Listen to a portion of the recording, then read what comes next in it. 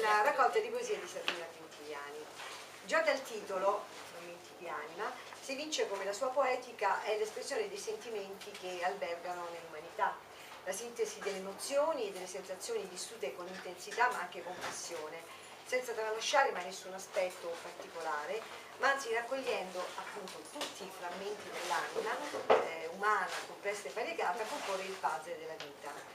Le sue poesie colpiscono perché di solito le poesie sono elegiache, lei invece prende veramente tutti gli aspetti della vita umana, sono commoventi, alcune sono ironiche, riesce a cambiare tono, che non è facile, perché di solito ecco, il poeta ha un suo, non dico stile, ma insomma una sua grammatura quasi, invece lei spazia moltissimo, e questo è veramente un grande pregio.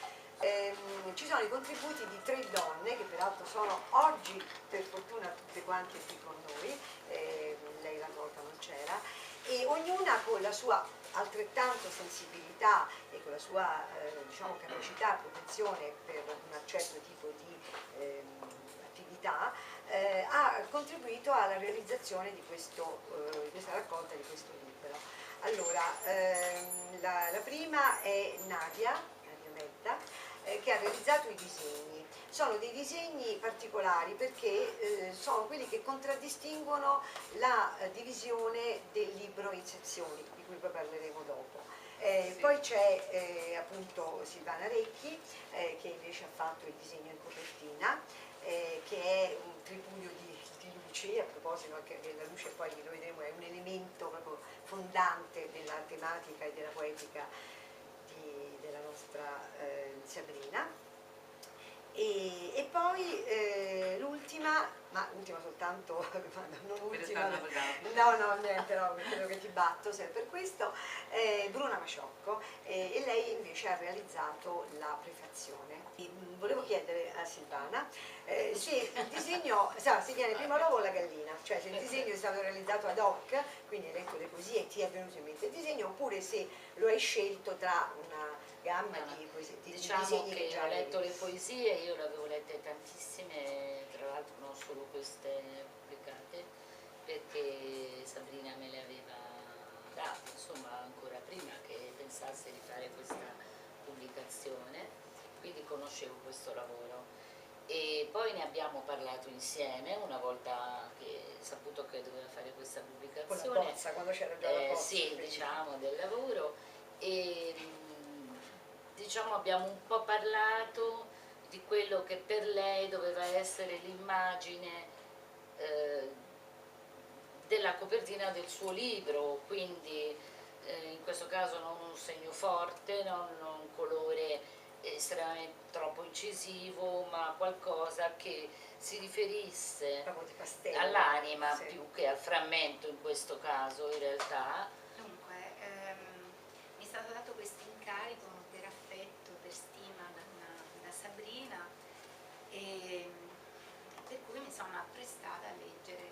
I lavori sono stati fatti intanto apposta per queste poesie. La prima cosa che mi ha colpito leggendo queste poesie è la differenza tra soprattutto la prima sezione e la terza, cioè tra le poesie giovanili e le poesie dell'età matura. Anche se poi sentivo il registro opposto, nel senso che in effetti leggevo proprio un filo rosso tra le prime e le ultime, come se le une fossero necessarie, insomma, alle altre. Cioè, secondo me tra l'italiano, il francese e l'inglese, per me, ripeto, è il meno musicale la potesa, invece voi no.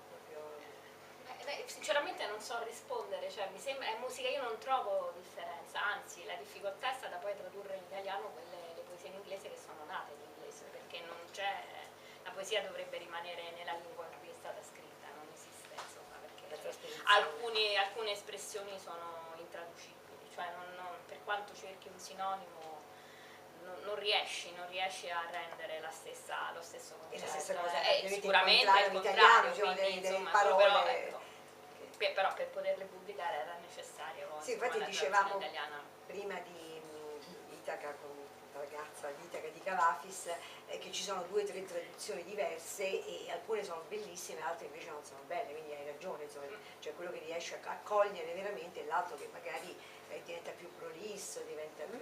Come io il francese non lo conosco, ho studiato il tedesco e posso dire che invece ti sorprende che il tedesco, che uno ha questo preconcetto di una lingua dura, invece le poesie, sono delle poesie in tedesco che sono strepitose, quindi... Ho letto le poesie, cioè, mi sono piaciute subito a prescindere, come dice Sabrina, a prescindere, però ho capito che queste poesie mi aiutavano a conoscerla meglio di quanto io credessi di poterla conoscere, perché effettivamente quando un poeta, diciamo un poeta o chiunque di noi scrive una poesia è perché deve dire qualcosa di molto personale e quindi si apre agli altri, insomma. Quindi man mano che le leggevo sono diventata sua fan, vabbè. Già lo era prima,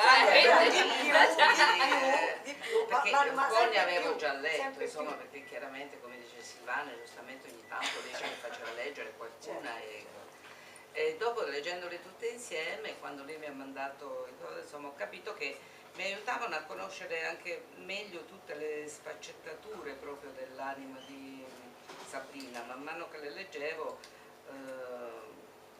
ci trovavo lei in queste. C'è una luce nei miei occhi che illumina il mio sguardo. Ogni volta che mi specchio mi sorprendo nel vederla. È la serenità che ho dentro, la trasparenza della mia coscienza, la tenerezza del mio sentire, la pienezza del mio cuore. L'equilibrio è fragile, il percorso è accidentato, ma il pulmino prosegue, alternando forza e debolezza, dubbi e certezze. Gli ostacoli mi spronano, le avversità mi temprano, le piccole gioie mi fortificano, le verità mi sostengono. La vita scorre, inarrestabile. Il tempo vissuto ha superato quello ancora da vivere. Sono ciò che sono arrivata ad essere, diversa, ma fedele a me stessa. Allora, quando il tuo nome mi ricorderà soltanto un amico, quando le note di una canzone mi lasceranno indifferente, quando non mi sorprenderò a ripetere una tua frase, un tuo gesto, solo allora potrò dire di averti dimenticato. Ero una bambina, avevo 18 anni, E non riuscivi a dimenticare.